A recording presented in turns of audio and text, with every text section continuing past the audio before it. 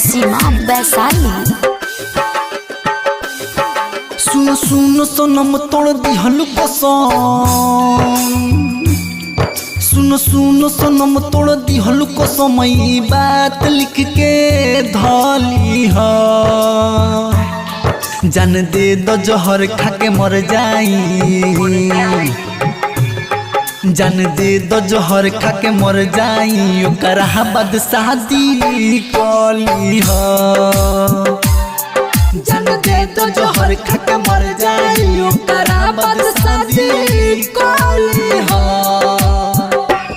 सुनो सुनो सनम तोड़ दिहलु कसम,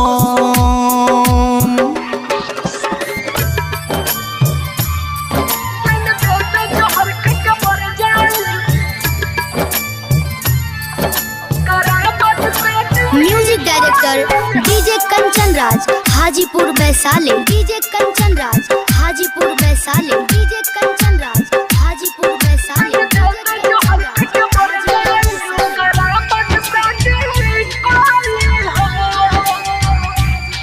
तू हमसे धोखा कोइलू हो,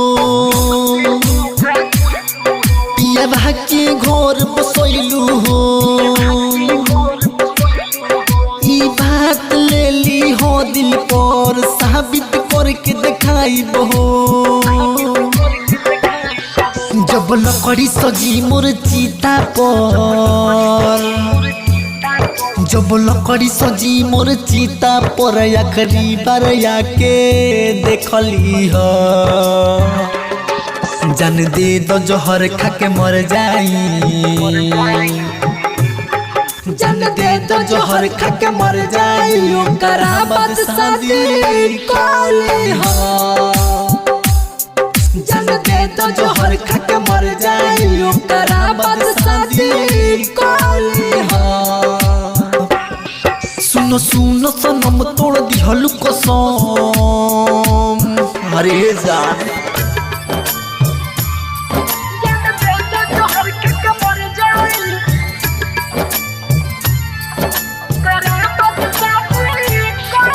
DJ Kanchan Raj. DJ Kanchan Raj. DJ Kanchan Raj new चौक चौसीमा वैशाली।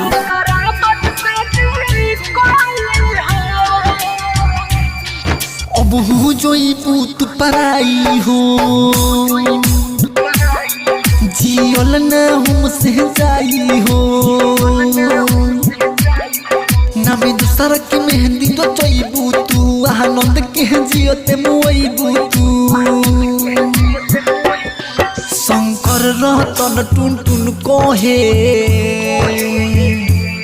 शंकर रहतन टुन टुन कहे, आकाश के प्यार द मिटाई हो। जान दे दो जहर खाके मर जाई, जान दे दो जहर खाके मर जाई, ओकरा बाद शादी कली ह। जान दे दो जहर खाके मर जाई, ओकरा बाद शादी कली ह। सुनो सुनो सनम तोड़ दिहलु कसम।